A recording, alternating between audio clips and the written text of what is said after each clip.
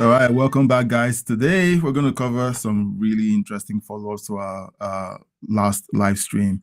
Democrats suffer humiliation as their Epstein plot continues to go badly because they thought that they were going to have Trump on the back foot, but this has backfired massively for them. Hakeem Jeffries gets pummeled on CNN, and Josh Hawley exposes that Democrats are regretting bringing up the Epstein files at all. Democrats equally got destroyed on the House floor yesterday. We're going to look into that.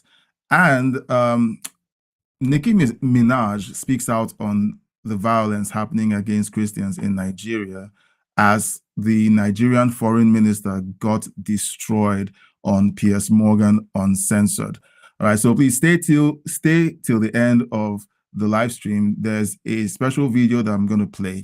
It is a live stream that happened at a church in northern Nigeria just before an attack happened by Islamists, and you see the attack unfold. There's no God, there's no blood, so I think it's safe to air it, but it's interesting for you to kind of watch to see what it's like to live in fear of being attacked while you're in your most vulnerable moments of worship at church. It's chilling to watch. Please join me as we break down these stories. Give your reactions in the live stream, and don't forget to smash the like button. Send a super chat, and let's feel your support over here. Right, let's jump into the first story. Do you think it was appropriate for her to be texting with Jeffrey Epstein 11 years after he pleaded guilty? I mean, I have not had a conversation with Stacey Plaskett to discuss this issue because we've been focused today on making sure that there was a decisive vote as it related to the Epstein files and the release. I'm thankful for the work of Representative Massey, of Ro Khanna, but most importantly, the survivors. Do you plan to talk to her about it? I think that we successfully defeated a resolution that lacked any basis, was not credible, and was being brought by an individual who was trying to weaponize this issue to reinvigorate his own failed gubernatorial campaign in South Carolina. It was rejected on a bipartisan basis on the floor today. That's the end of the story. Sorry. So what he's talking about, I think, is the fact that there was a motion to censor Stacey Plaskett, and the usual suspect sabotaged the entire thing. This is 2 for 2 right now, where Democrats who have been found liable for certain things that could be labeled as misconduct have escaped being censored, but the same thing would not apply to Republicans. Yeah, I was just asking if you personally believe messaging with Jeffrey Epstein, who is at that point a registered sex offender, is appropriate for a member of the House Democratic Caucus. That's the third time you've asked me this question, and I'm going to give you the same exact answer. Because you haven't answered it. Our focus today is on making sure that the Jeffrey Epstein files were released. If you want to have a conversation with Stacey Plaskett about it, I'm sure she'd be willing to talk to you. It was an illegitimate effort to try to remove her from the House Committee on Intelligence, and that was defeated in a bipartisan way. Sorry, how is it illegitimate for a proven accusation that a member of your team was texting a known convicted predator, and the predator was coaching her on how to engage in an impeachment proceeding against the sitting president, Trump? That is insane. And then the way they, with a straight face, tell you that it's illegitimate, please give me a break. Well, let me ask you about you, because the White House has been highlighting an email that I'm sure you've seen today that Jeffrey Epstein got in 2013. They say it shows you were soliciting money and dinner from an Epstein. The email was not sent from you. It was sent from a political consulting firm called Dynamic SRG that says, "We are thrilled to announce we are working with Congressman Hakeem Jeffries. Shoot us an email or give us a call if you would like to get involved." What's your response? Do you recall that email being sent to Jeffrey Epstein from that team? Yeah, of course, I have no recollection of the email. I've never had a conversation with him, never met him, know nothing about him other than the extreme things that he's been convicted of doing. And that's why, I'm just strongly supportive of the effort, backing the survivors to make sure that everything can come out, whatever is in those Department of Justice files. So you never got a donation from Jeffrey Epstein or anything like that? Certainly not. Well, it's more of the same from the Democrats, okay? Rules for thee, not for me.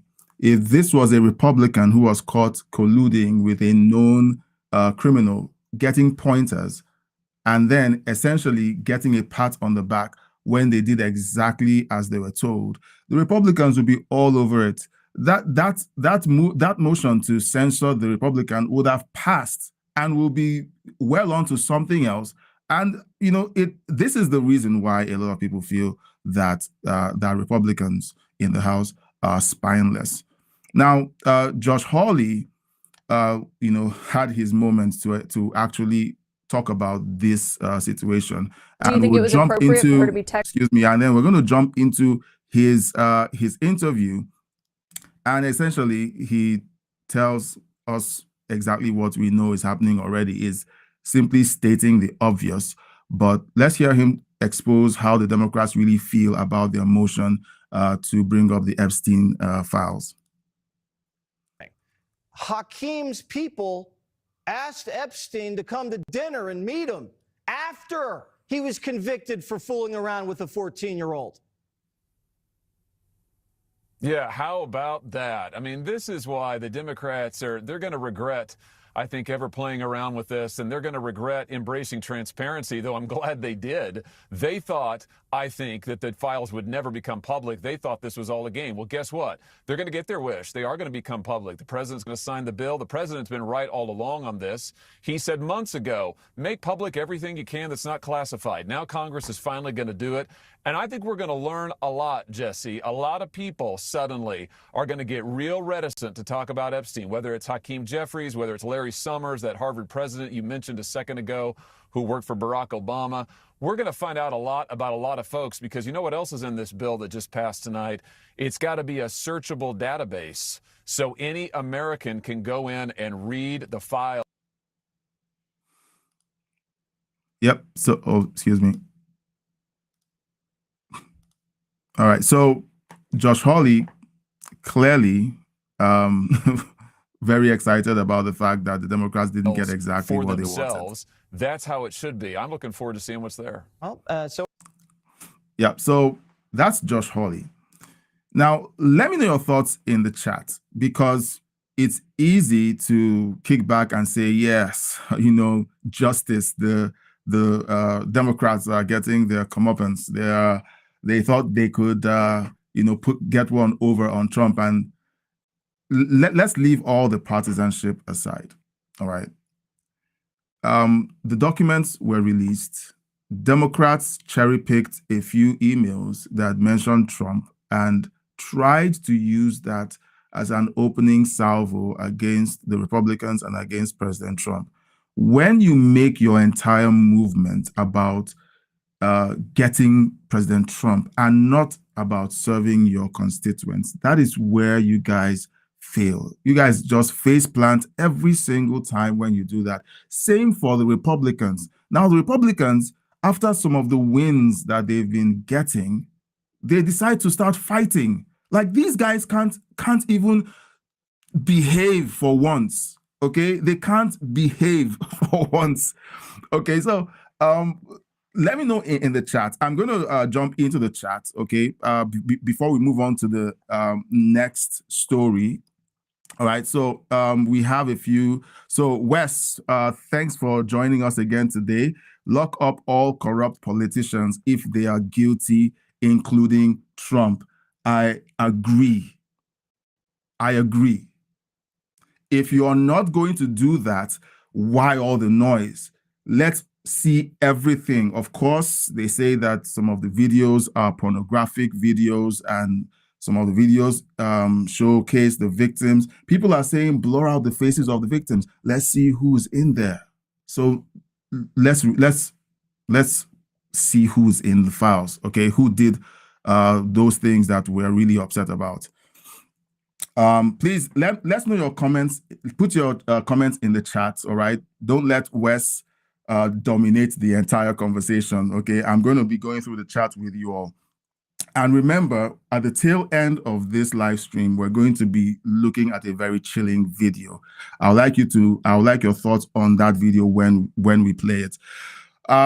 Wes again says, I like the email where Mark Epstein tells Jeffrey to ask Steve Bannon if Putin has the picture of Trump lowing. Look, all the files, if any of the things that are being said are to be believed, all the files would contain everything. Okay? If I sent an email to someone claiming something, it's hearsay. Let's see the videos. Let's see the pictures. Let's see the connection. Let's connect the dots.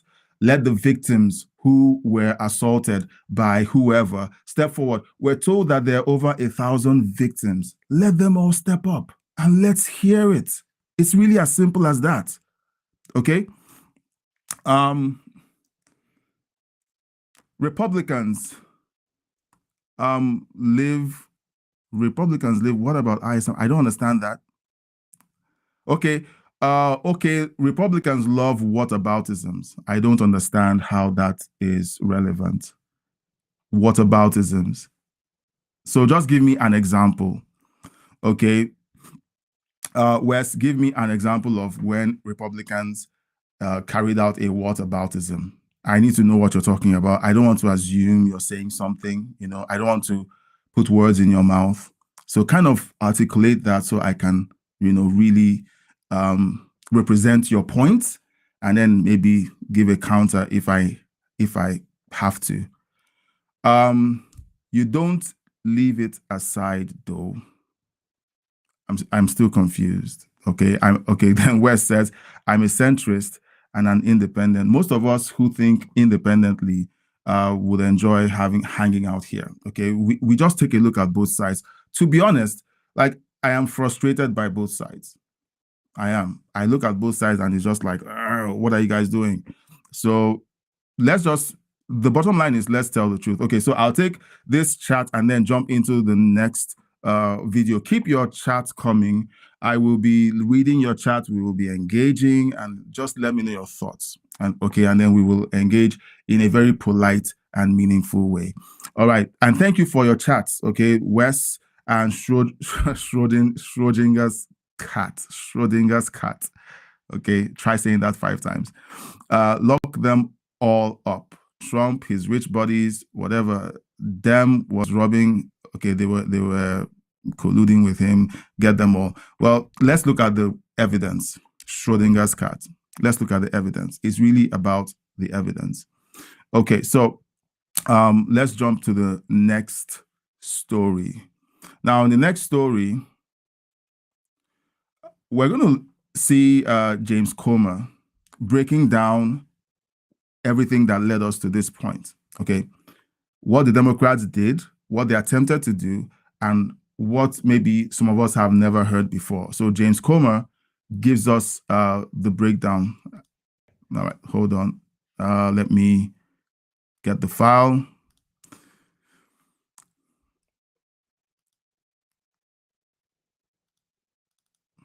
Let's go. The gentleman from Kentucky is recognized.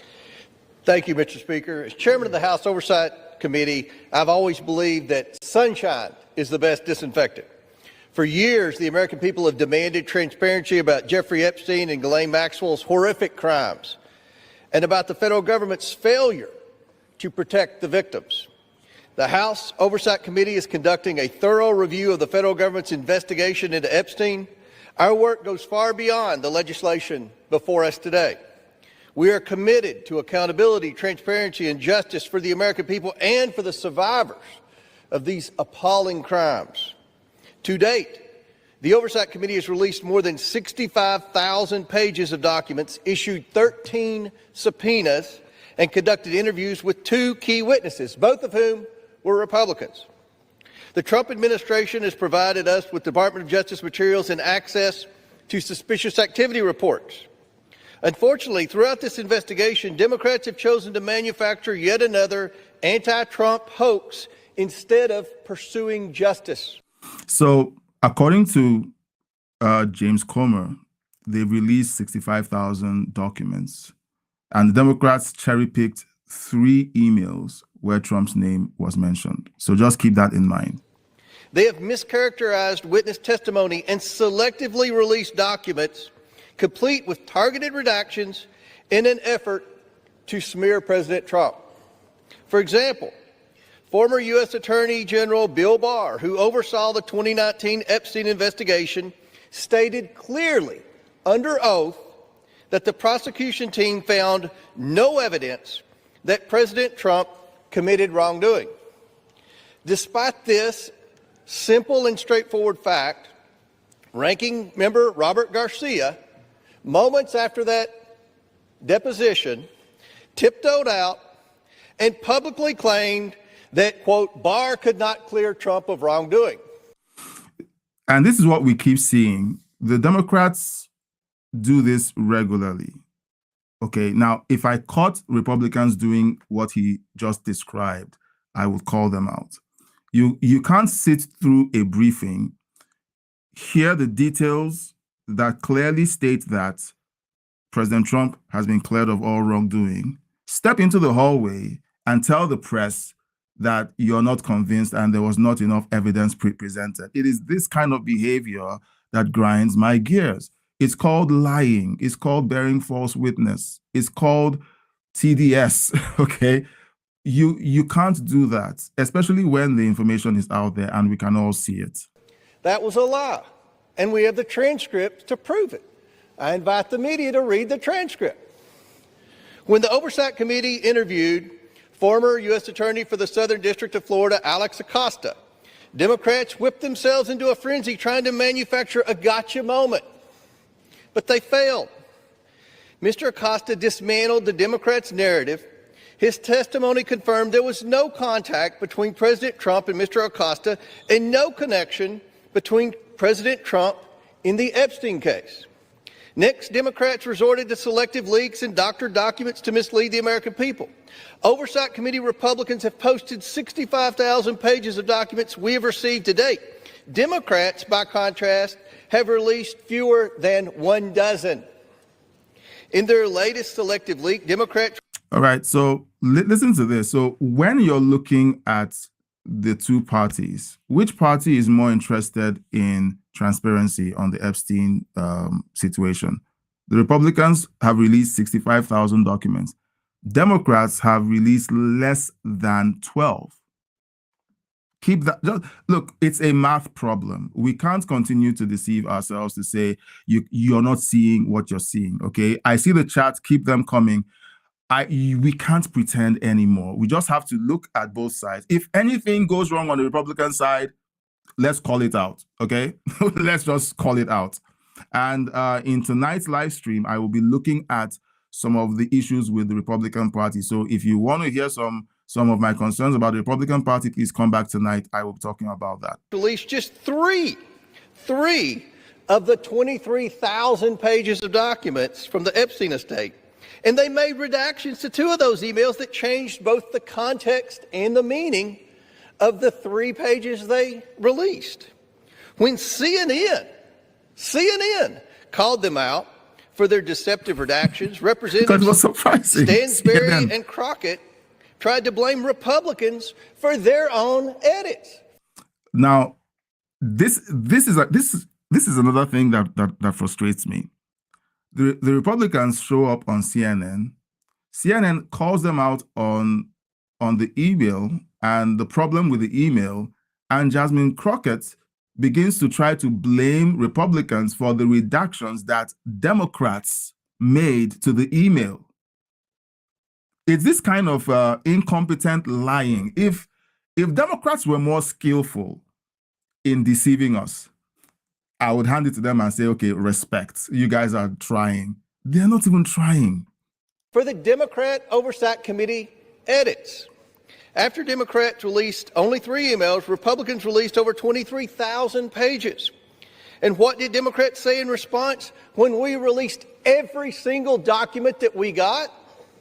They claimed full transparency was meant to, quote, disorient or distract from their manufactured narrative. These are the same Democrats who chant, release the files every day until the files contradict the story they want to tell. Yep. That is the definition of hypocrisy.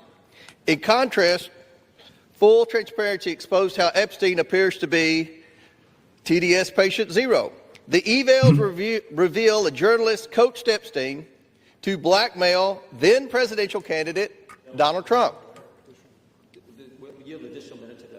The gentleman is recognized. The files also show that a House Democrat colluded with Epstein during the 2019 oversight hearing to discredit witness with a vendetta against President Trump. And unsurprisingly, Democrats have been silent about their colleagues' coordination with Epstein.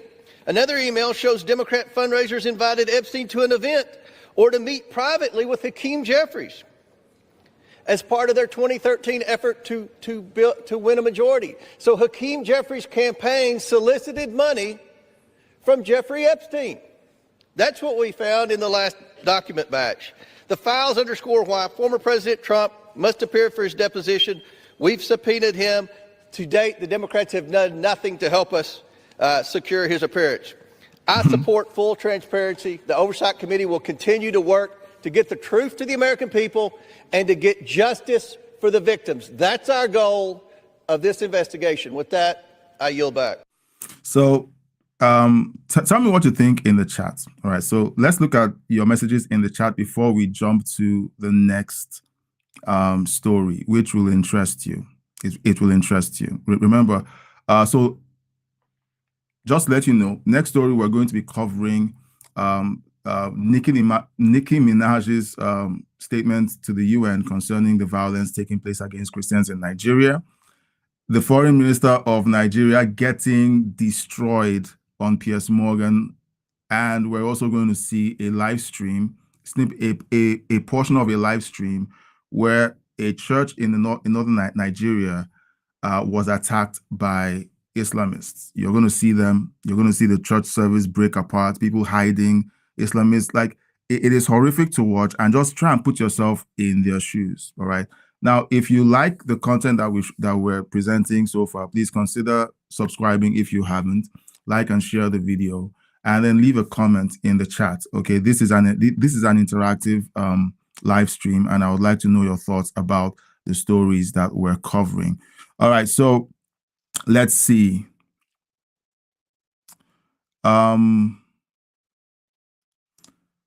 David H. Poor bottom feeders, not about Democrat or Republicans. It's the fact that pedos aren't punished. I agree, David H. I totally agree. I'm tired of all of the the situation with the JFK files happened earlier this year. I just lost all faith in any so-called revelations that happen with with declassifying documents. I'm not holding my breath about the Epstein files. We're going to sit and watch, see what happens, and then you and I will discuss what on earth is going on. All right, and of course, there's going to be a lot to talk about. This is going to be something interesting to watch. The full release of the files is meant to be towards the end of January, I think. So we're going to be talking about it, but yes, I agree. Pedos have not been punished. They have to be punished. We have to see indictments and imprisonments until you can take your kid on that's a dark picture. But until you can go to a correctional facility and then see these people in jail, there's no point to this drama. Okay. Tara says, I don't understand the desperation of Democrats to take Trump down instead of focusing on the matter in itself. It's Trump derangement syndrome. They're not even taking care of their constituents. That's the part that is frustrating as well. All the constituents here is, we need to stop Trump. How about the basic things? Education for the kids, making sure the lights come on, for crying out loud, making sure utilities and the government and everything works well. Okay, education.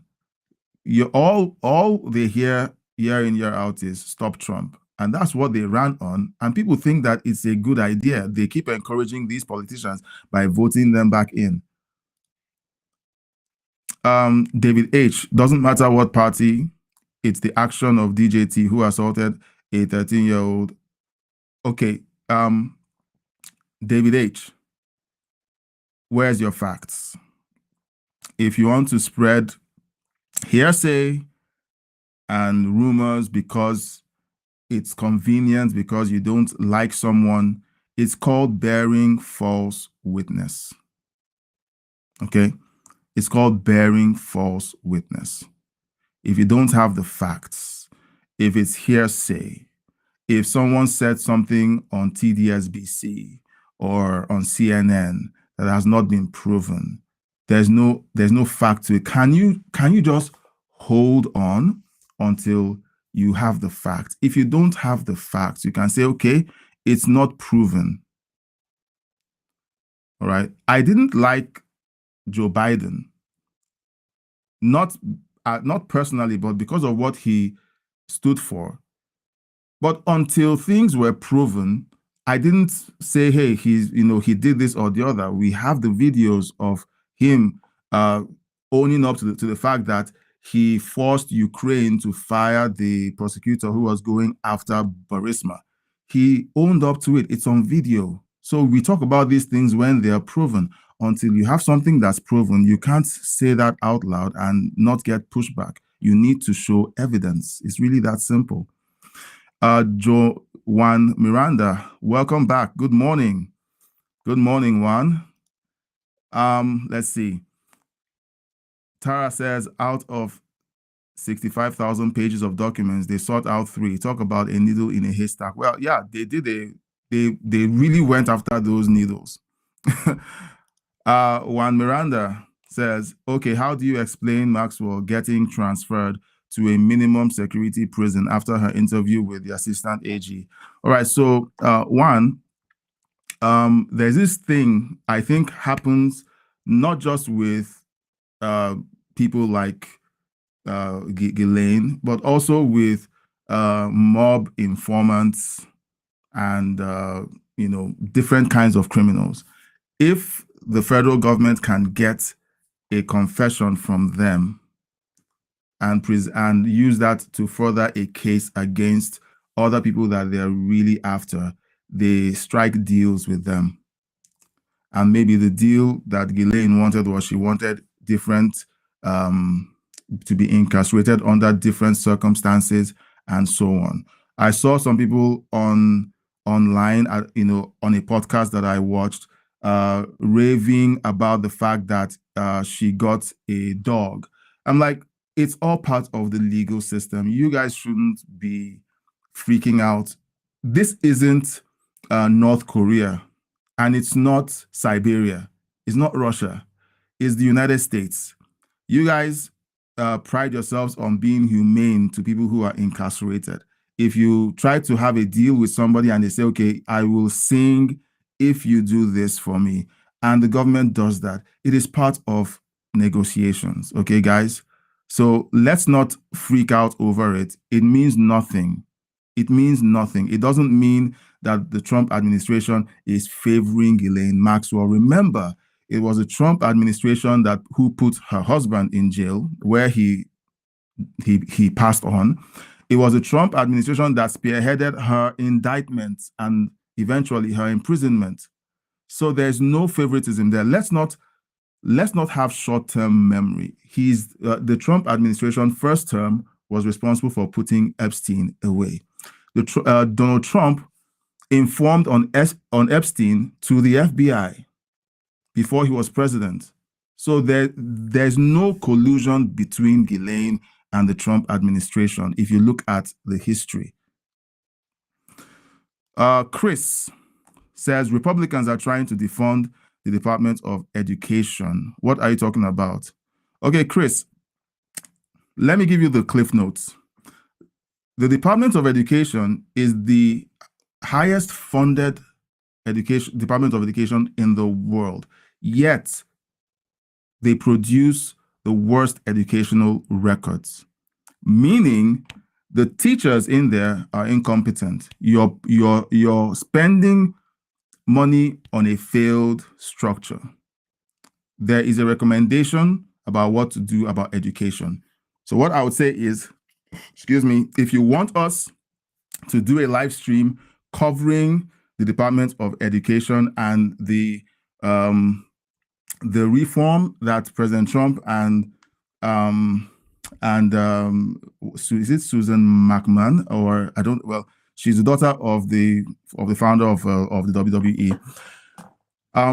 Let's talk about that at length in a different live stream. But the Department of Education has failed, so it has to be reformed. Defunding it, in essence, is not destroying education. It is reforming it in a way that, for one, favoring charter schools, not public schools. People can take the money that is meant for education, and then they decide, I want my son to go to a charter school instead of the public school system. Right? That's what they're talking about. So just saying they want to defund education is a bit simplistic. We need to go into the nuance and figure out what they're talking about. Chris says Trump has been proven in civil court to have he was not proven to have done that. He wasn't. He was absolved of it, and then because E. Jean Carroll felt uncomfortable about tweets against her, she brought up a libel lawsuit, which, look, the kind of court cases that happened when Democrats tried to go after Trump are unheard of.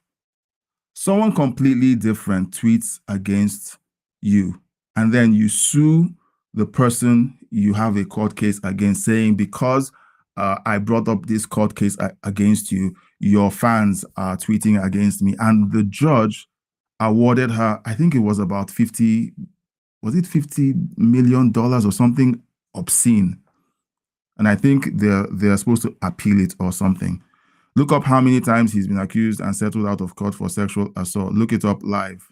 I would love to, but if I cater to what you're asking for, I need other people. I need a 100%.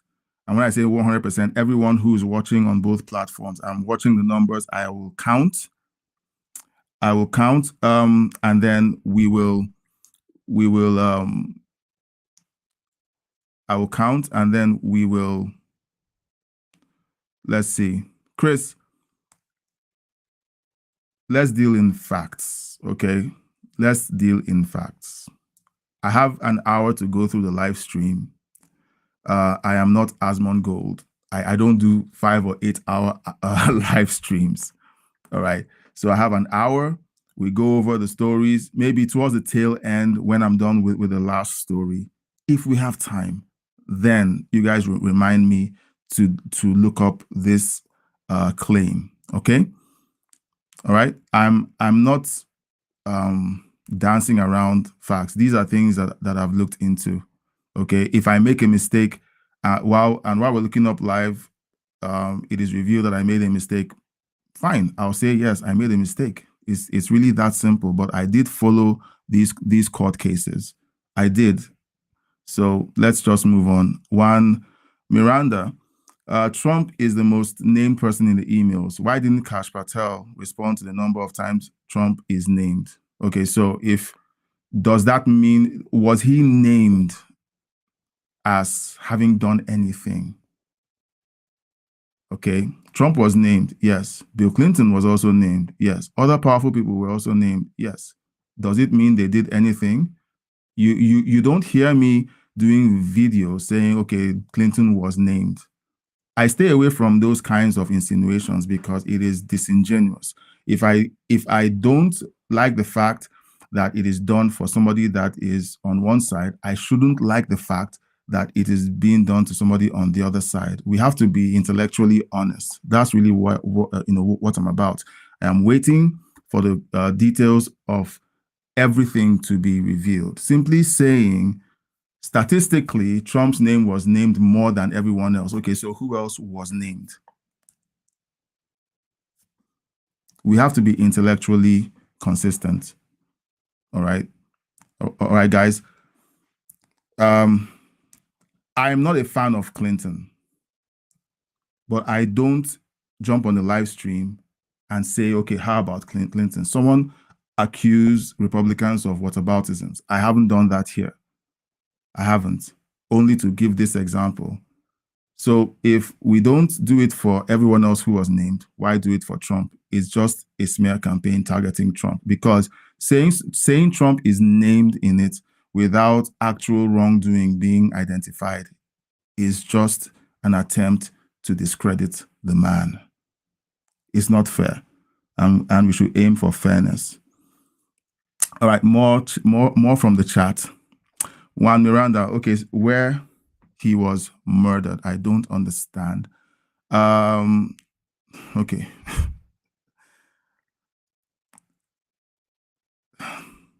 Juan Miranda, I can't understand this chat. Maybe it's connected to the last one. I'm just going to move on so that we just keep the energy of the live stream going. Chris says, bro, your mental gymnastics are outstanding. Thank you very much.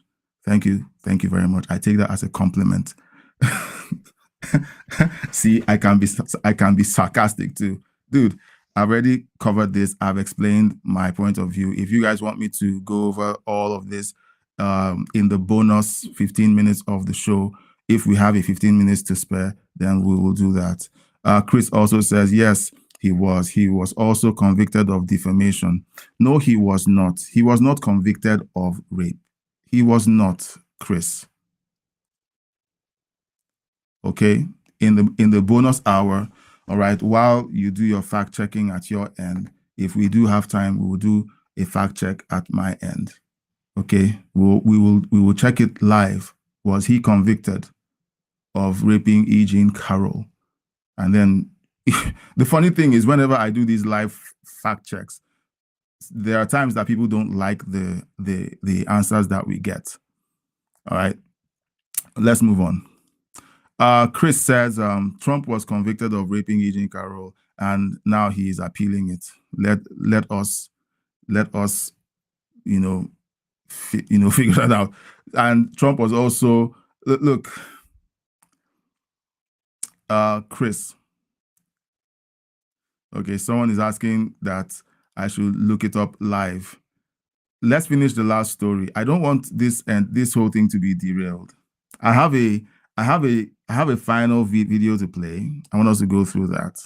It's a change in topic. However, what we're discussing right now is a complete change in topic as well, because we're discussing Trump being convicted of rape. What we're discussing is the Epstein files and whether he was on Epstein Island. E. Jean Carroll is a total. Now, whenever people start talking about Trump, especially because Trump is a very people don't like Trump.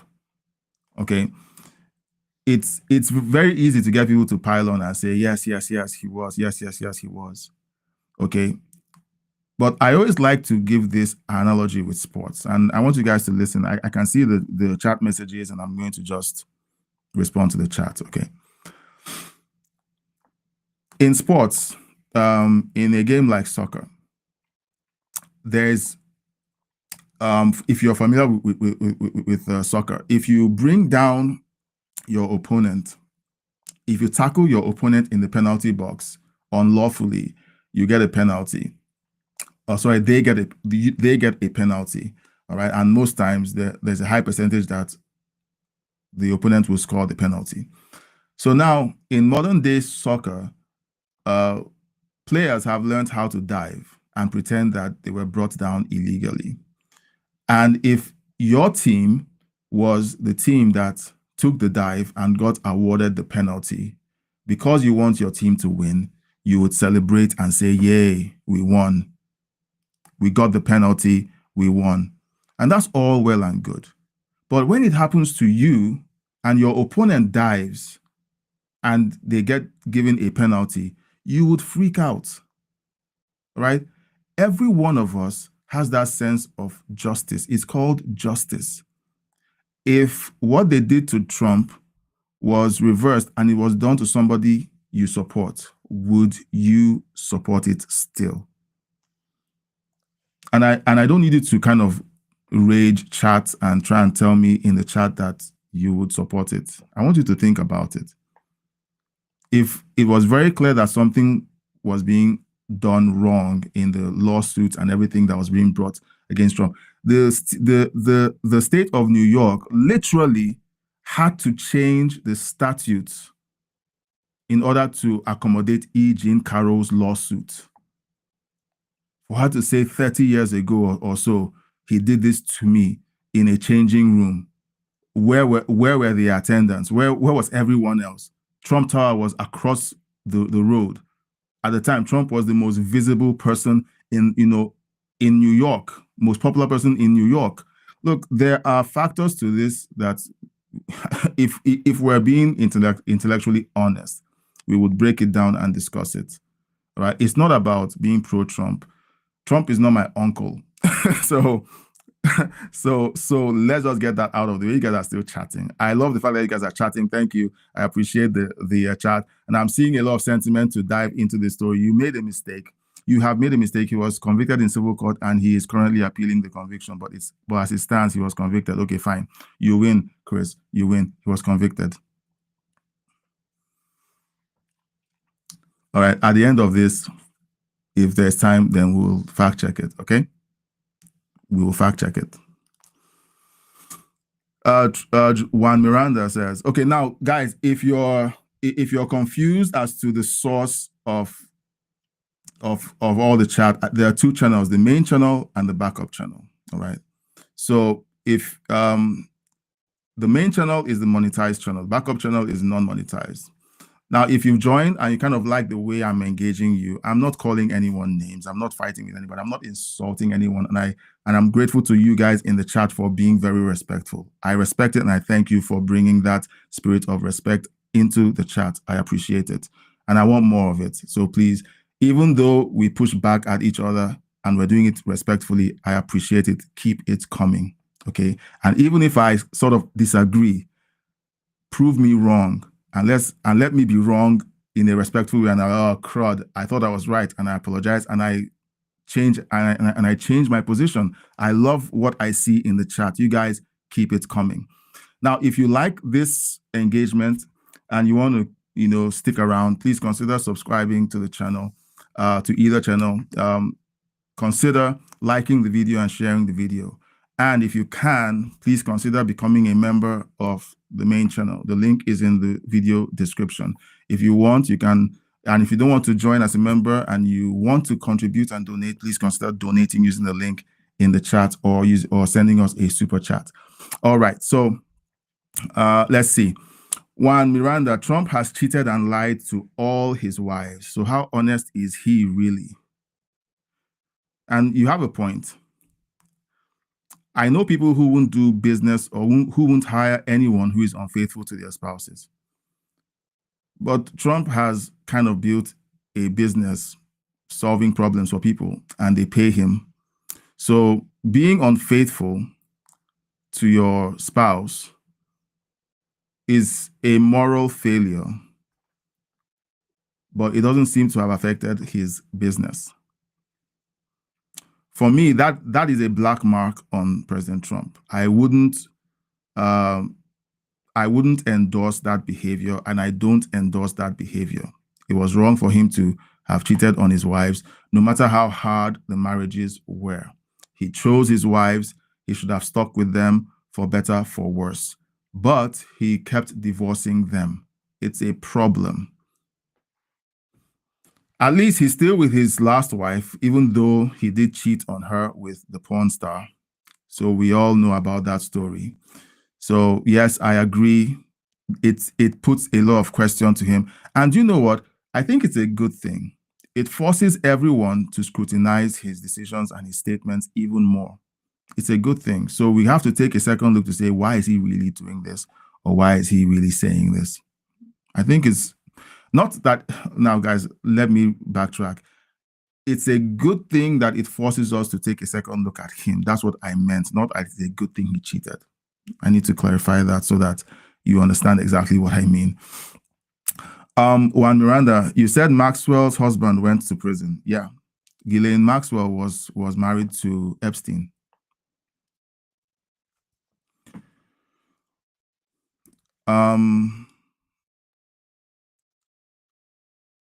Legrineris says Trump was liable for sexually abusing and defaming Carol.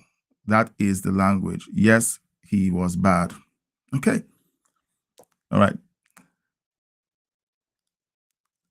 If there's time, we're going to take a look at this. I'm reading about it right now. You are not looking it up live, but I am. Here is a quote from the judge. Good. All right.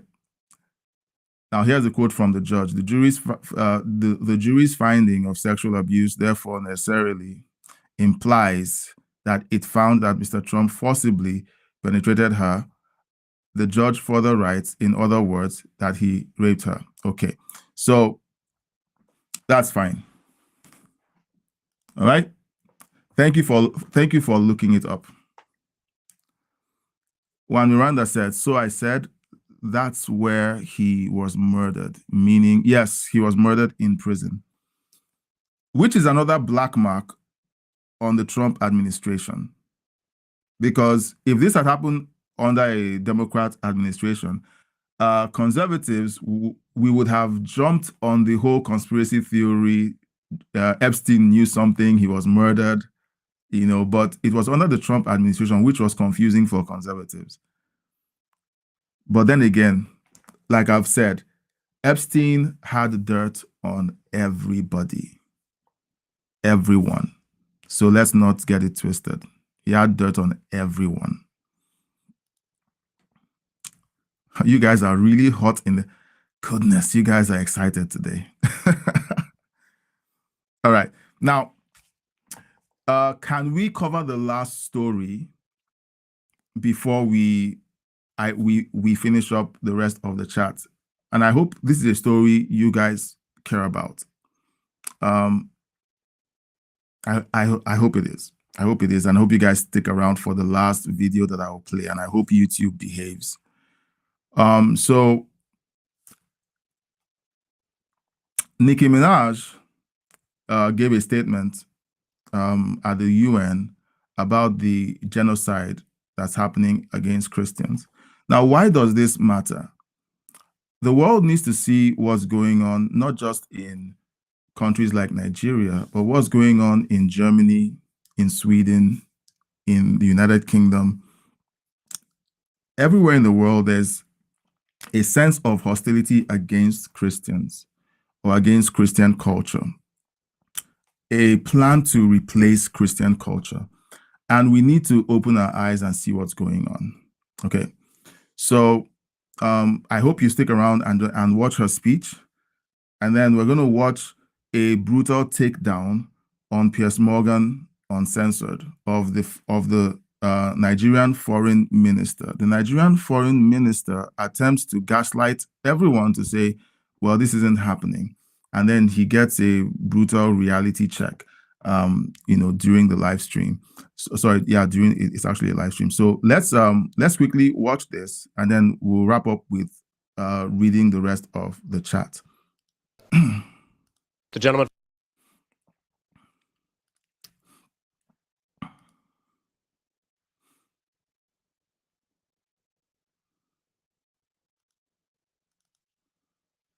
In way too many places. In Nigeria, Christians are being targeted, driven from their homes, and killed. Churches have been burned. Families have been torn apart, and entire communities live in fear constantly, simply because of how they pray. Sadly, this problem is not only a growing problem in Nigeria, but also in so many other countries across the world, and it demands urgent action. And I want to be clear, protecting Christians in Nigeria is not about taking sides or dividing people. It is about uniting humanity. Nigeria is a beautiful nation with deep faith traditions and lots of beautiful barbs that I can't wait to see. When one's church, mosque, or place of worship is destroyed, everyone's heart should break just a little bit. And the foundation of the United Nations, with its core mandate to ensure peace and security, should shake. I am joined here today by peace builders, by faith leaders, by those who saw violence, saw rising intolerance, saw the threats clearly before us, and chose not to look the other way. I am inspired by their work to build interfaith ties, to see the humanity across the lines which might divide us, and to fight for security and liberty for all those who pray. So Nicki Minaj is joining her voice with everyone else crying out for President Trump and other countries to intervene in the brutal situation happening in Nigeria. Now, the foreign minister of Nigeria decided that, well, he was invited on Piers Morgan. I don't know if he watches Piers Morgan. I don't know what he was expecting, but he got a brutal reality check. And being Nigerian, I can almost sense what he was thinking in his head, being steamrolled by a woman on live TV. Here's what's happening in Nigeria is jihad. It's the exact same thing that happened on October 7 by Islamists when they broke into Israel and murdered Jews, yelling Allahu Akbar. It's the exact same thing that ISIS terrorists did to the Yazidis in Iraq. It's the exact same thing that happened in Lebanon. Here's the only difference between what's happening today in Nigeria versus what happened 1400 years ago when the Muslim Arab invaders came to Persia is that back then people did not have cameras, but today they do. It is 100% jihad. We've seen it before. This is how the Islamist playbook always happens. Well, I don't think that the foreign minister was denying that bad things have been happening. He's just denying that it constitutes a genocide and that the numbers of reported because his deaths government of is a part of it. Of murders of Christians.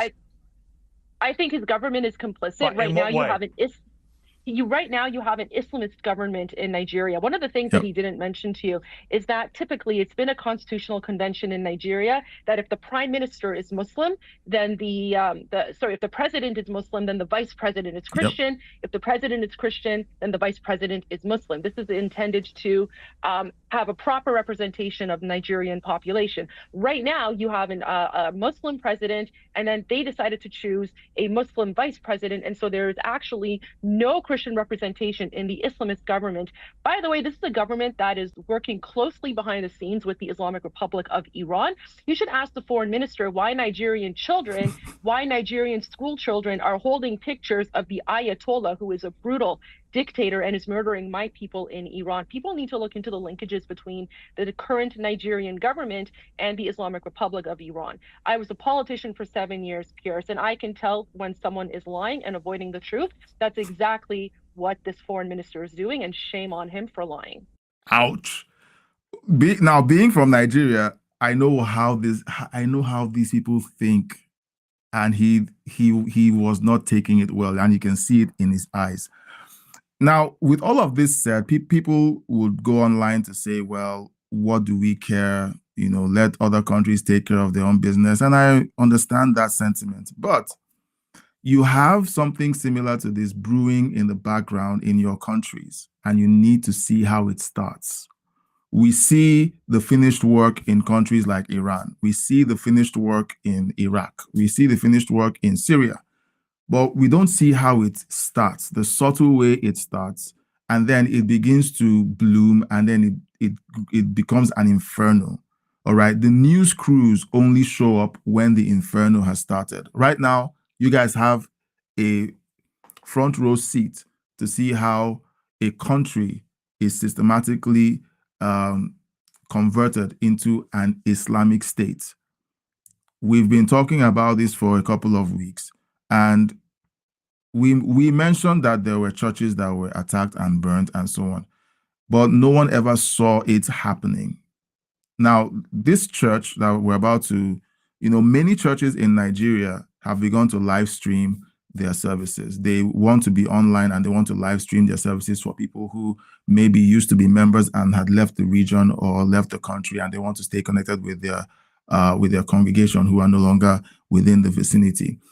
And this church was live streaming in northern Nigeria, and they were attacked. And you will see how it commences during the live stream. I may not play everything. It's about 5 minutes. I'll just play a bit of it so you see to a point how far it went. But there were a lot more there was a lot more going on after that. Now those are gunshots.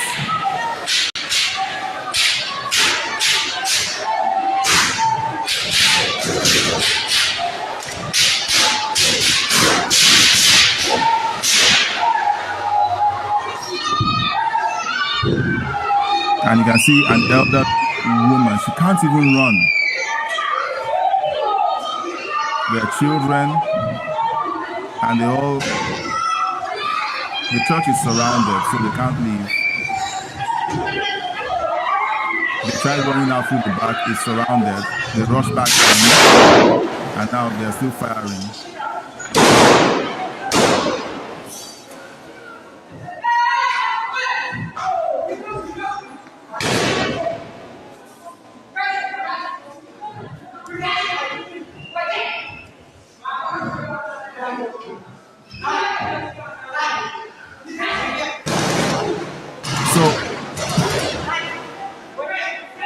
Now that's one of the Islamists.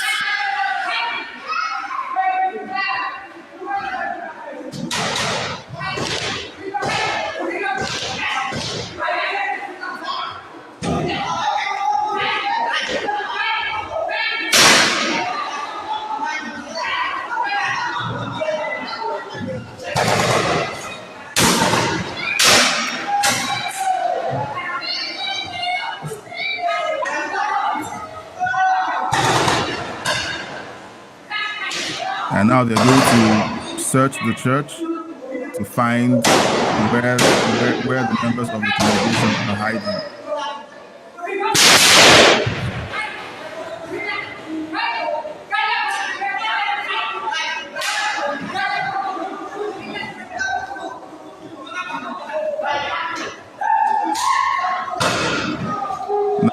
Now they're going to try to break down the door.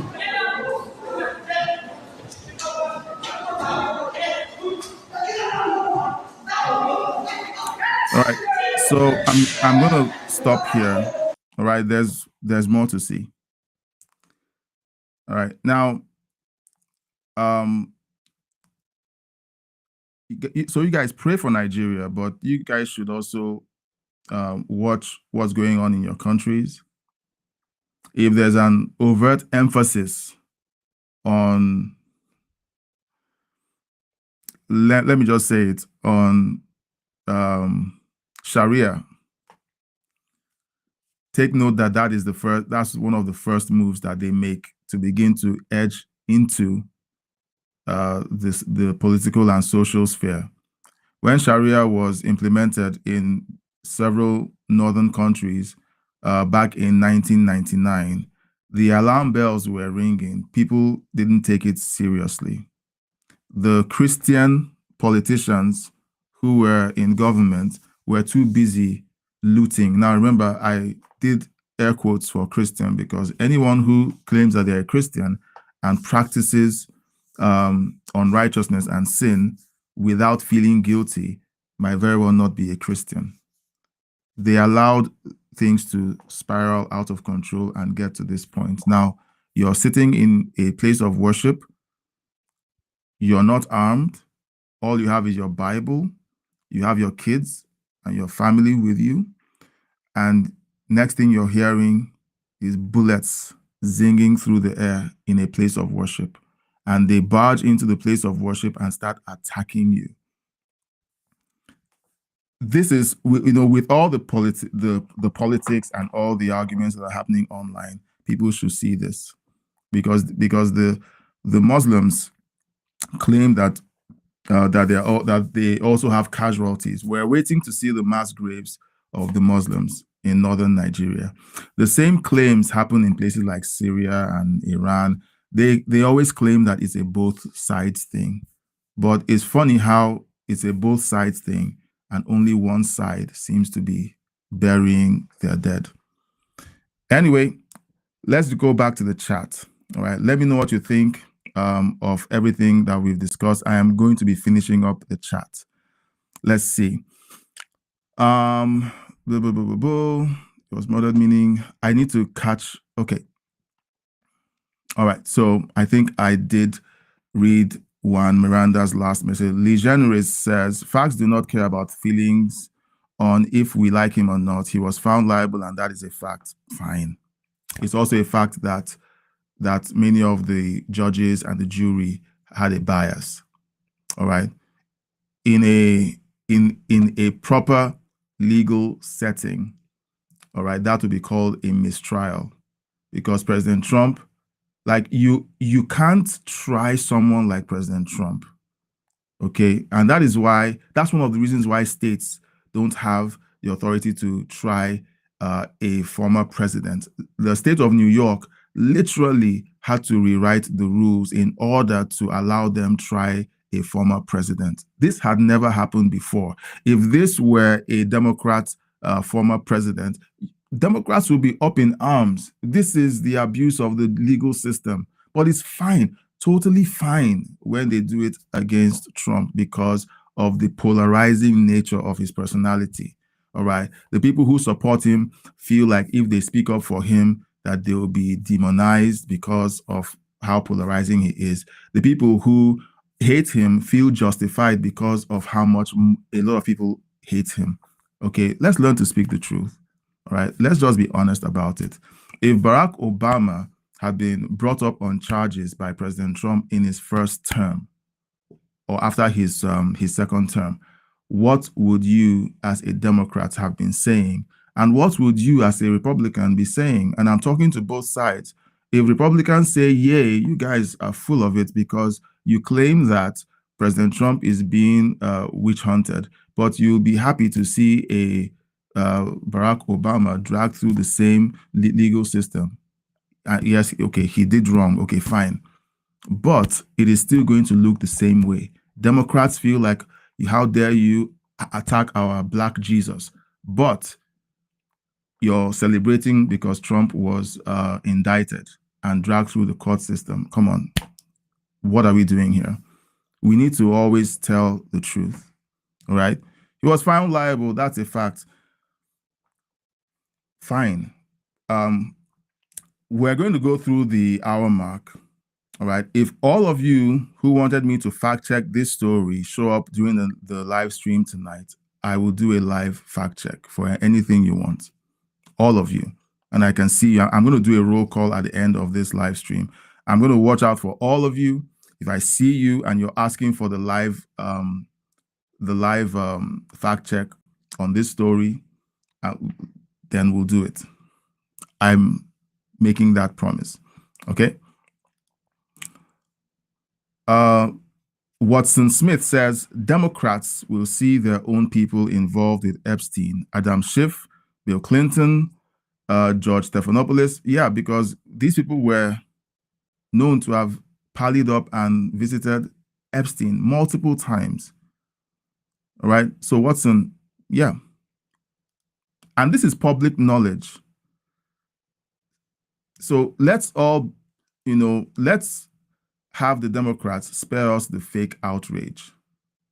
All right. We had more Democrats publicly hobnobbing with Epstein.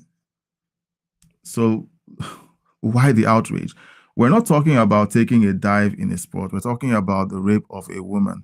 Your reasoning is questionable. I am talking about sentiment. I am not talking about how each of these things apply. I am talking about sentiments, Chris. There is a way you use examples to frame people's sentiments about a certain action. And I'm not referring to the rape. I am referring to the attitudes people have whenever the justice system is used one way against people that they support and another way against people they don't support. How do they feel about it? How do you feel about a two-tier justice system, Chris? if you feel like you didn't understand what I was talking about, I am talking about how the laws or the rules are applied to Republicans and to Democrats. That's what I'm talking about. So while we're busy trying to make sure you rub poop all over the face of the Trump administration, all right, let's come with hard facts. All right. What is a fact? Fact is, E. Jean Carroll did not report the so-called rape right after it happened. E. Jean Carroll did not report it up until President Trump was out of the White House after his first term. And Democrats were looking for all the dirt they could find on him. E. Jean Carroll, who appears to be very suspect as a person, shows up just after the state of New York decides to rewrite the statutes to accommodate her lawsuit. The statutes of limitation had passed. The state of New York extended it for cases of rape and sexual abuse so that it could accommodate her accusation against Trump. If you claim not to see the double standards and the weaponization of the justice system, at least by the state of New York, the Democrat-led state of New York, then maybe we're not having an honest conversation. If this was done against Barack Obama, a different case altogether.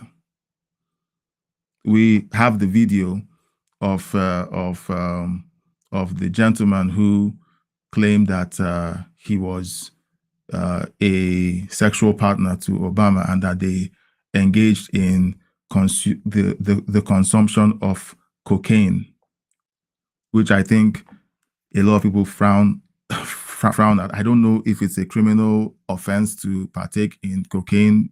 Celebrities and elites do it all the time. So it's not about that. It's really about, let's assume that was a crime. And then the state of Chicago had to rewrite the statutes of limitation in order to rope him into some misdemeanor or an accusation to make him look bad and discredit him. How would you feel about that? I'm trying to help us kind of open up the way we think and look at these things. It's not just about hate this person because it's fashionable to hate them. It's really about what is intellectually consistent.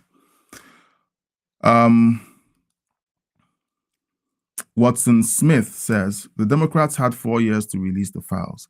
If they had something on Trump, then they would have released them. I agree. I keep asking that question, but people keep not giving me an answer when I put up that question. Chris says, being unfaithful proves you're immoral. It also gives credence to that he might do other immoral things, right? Such as things with Epstein. Most of the Democrats that I have seen gracing the floor of the House and Senate are liars. I've listened to their accounts, I've listened to their questioning, I've listened to their answers when they're grilled, and they lie. That means they are immoral. Lying is an immoral act as well. Okay? That means they cannot be trusted. And I have said repeatedly on this channel that politicians cannot be trusted. I don't trust anyone, including Trump. I don't. What I'm trying to get to here is, when you look at politics, I need you to stop looking at it as war against your fellow citizen. Don't. Learn how to look at it as like you look at the WWE now, because we all know the WWE is fake. If you didn't know it was fake, sorry, I just broke your your illusion about the WWE. It's fake, it's scripted. I know how I felt when I discovered it was all an act.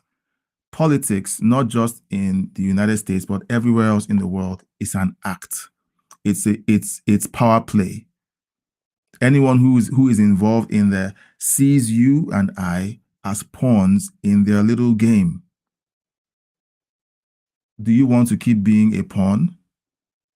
If you hate the fact that I'm trying to help you think through these things without saying outrightly hate Trump or hate this person or hate that person, Republicans won't like me because I'm not saying hate these people. I might give a snide, sarcastic take on them, but I would not say hate them. Same for Republicans. I wouldn't say hate or celebrate them or these are, angels. I would not. I can't trust either of them. So when I talk about these things, it's really about us learning how to see these things through clearer eyes. If Trump is in the Epstein files, let him be held accountable. Okay? And I hope other Democrats, and if you're a Democrat, I think, was it Chris who said he's an independent? We should also be willing to say the same for Democrats on your side or people who you support. Juan Miranda says, how many times has Trump gone bankrupt? 4. And it's business bankruptcy, not personal bankruptcy. All right? I think it's called Title VI bankruptcy. Meanwhile, he has had 500 businesses. So 4 businesses out of 500 have filed for bankruptcy. Do the math. Does that make him a failure? Let's be intellectually consistent. He has had 500 businesses. 4 had Title VI bankruptcy, which is essentially restructuring their debts. So that's not a failure, guys, in my book. If it is in your book, maybe you should learn how to count. Watson Smith says, in the court documents, they could not find that President Trump raped her. President Trump is innocent. You see, Watson Smith, Chris, everyone else who's been harping about this court case, let's talk about it tonight. After tonight's live stream, if you're in attendance and you say, hey, let's fact check that thing we talked about, the Trump E. Jean Carroll race case, then we can do that. All right. I would love to have you guys back tonight at 9 p.m. Eastern. Juan Miranda says, fact check, Trump has more bankruptcies than he does divorces. Yeah, he's been divorced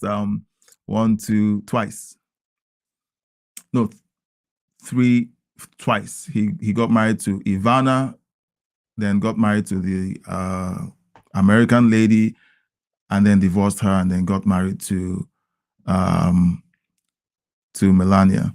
Yeah. So, yeah. Good call. Good catch, Juan. Tara says, at this point, Nigeria needs intervention. The jihadis are close to Lagos. They were in Kwara killing yesterday. Yes, that church that we saw was Kwara State. The church we saw was Kwara State. All right, guys, we're at the end of our chat. Morton Lund, I see you. Thank you for being in the chat. Thank you guys for watching. I hope you enjoyed this live stream. It was very chatty. Thank you all for contributing your opinions to it. I will do a roll call. For those who engaged in the chat. Just give me a moment. I want to see if I have everyone listed. So I have Morton Lund. I have Wes.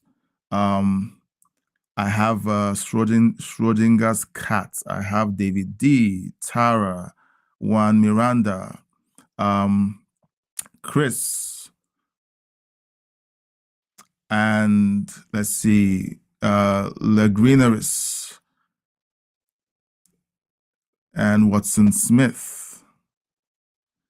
Yeah, so we have all of you engaging in the chat. I appreciate you engaging. Thank you so much. You made this live stream amazing. I hope to see you tonight at 9 p.m. Eastern. If not, We're going to be back tomorrow at noon Eastern, same time, and we're going to be. And now, if you have stories that you want us to consider covering, all right, please send the stories to crossroadsirl@gmail.com. The email is right there on the screen. And if you've stayed this long, or if you've watched this long, and you kind of like the way the content has been flowing, and you like the pace and you like the tone, we don't cuss out people, we don't call people names, we don't insult their mothers or fathers or anything. You like that. There's no profanity in this live stream, and you can watch this with your kids. Please consider subscribing, liking, and sharing the video. Hit the bell icon to be notified when next we go live, and engage in the chat. The chat is there for you. It's not just for a select few. And don't be squeamish about being wrong, okay? I get called out for being wrong regularly. It shouldn't faze you. It's just a learning moment. You get called out, you're wrong about something, and then you say, okay, I didn't know that, but now I do. And then you move on from there, okay? And I want to thank everyone in the chat who's been so respectful, okay? You guys have been respectful, and I thank you for it. Everyone has been great. All right, so we'll be heading out now. Thank you for being a part of this, and I'll see you on the next one. God bless you.